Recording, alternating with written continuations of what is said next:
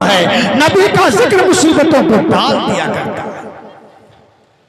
और नबी से जो दुहाई लगाई जाए, नबी से पुकार लगाई जाए, या रसूल अल्लाह, ए अल्लाह अपने नबी के सदके परेशानी को दूर फरमा दे। दुआ की गई, मौला ने दूर फरमा दिया। अल्लाह के नबी, प्यारे नबी जनाब मोहम्मद रसूलुल्लाह, हम सब के आका, सब कह दो या रसूल अल्लाह। बस थोड़ी देर कह दीजिए या रसूल अल्लाह। मेरे नबी के सहाबी किसे कहते हैं जानते हैं?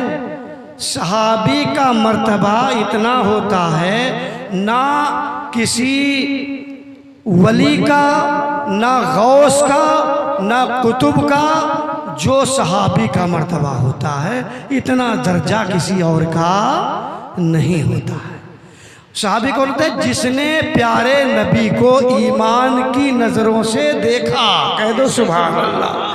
ऐसे इंसान के लिए हम सबकी करोड़ों जानें कुर्बान हो जाएं जिसने नबी के मुखड़े को देखा है, नबी के चेहरे को जिसने देखा है। हम सबके जानो माल कुर्बान, औलादे कुर्बान उनके नाम पर। नबी तो नबी है मेरे आका। नबी के दोस्त सहाबी, एक सहाबी जिनकी दो औरतें परेशानी बता रहे, परेशानी। नबी कौनैन सल्लल्लाहु अलैहि वसल्लम के सहाबी जिनकी दो औरतों से आपका निकाह हुआ। निकाह में दोनों औरतों ने इतर लगाया, खुशबू लगाया, बेहतरीन से बेहतरीन अंबर खुशबू गुलाब से अपने जिस्म को मुनव्वर किया। लेकिन वो कहती हैं कि मेरे सरताज, मैं जब आपके पास आती तो जब मैं आपके जिस्म से टच होती, आपके जिस्म से मेरा जिस्म लगता, तो जब मेरी नाक लगती तो ऐसी खुशबू आपके बदन से आती, आपके जिस्म से आती, आपके जिस्म पाक से आती कि या क्या है मेरे सरताज, मैंने दुनिया भर के इतर लगा लिए लेकिन खुशबू वैसी नहीं जैसी आपके जिस्म। तो पूछा अपने सरताज से, अपने शौहर से, उन दो बीवियों ने कहा, ओ मेरे सरताज ये बताएं कि कौन सा इतर आपने लगाया है, कौन सी खुशबू आपने लगाई है कि मेरे इतर सब बेकार, मुश्क भी बेकार, अंबर भी बेकार, गुलाब व खस भी बेकार, सारी खुशबुएं बेकार है। या रसूल अल्लाह, जब आपके जिस्म को मैं सूंघती हूँ तो मेरे जिस्म की खुशबू बेकार होती है, जैसी खुशबू आपके जिस्म में है मेरे कपड़ों में आती नहीं है। कौन सी खुशबू है? अब यहां देखिए, अब वो सहाबी कहते हैं कि ये मेरी शरीक हयात। मौला किलुद्दीन ने कहा था बीवियों से प्यार करो, कहा था चूंकि मेरे नबी की सुन्नत है बीवियों से प्यार करूं। और बीवी पूछती है या रसूल अल्लाह बताया जाए, तो सहाबी बीवी पूछते अपने शौहर से कि मेरे शौहर ये बताओ कि वो खुशबू जो आप के जिस्म पाक में आती है वो हमारे कपड़ों में नहीं आती, क्या वजह है, कौन सा इतर है? तो साहबी कहते हैं कि पूरी दुनिया के डॉक्टरों को मैंने दिखाया, चारों तरफ घूमा, मेरे जिस्म में खुजली और फोड़े फुंसी पड़ गए थे, मेरे जिस्म में खुजली हो गई थी।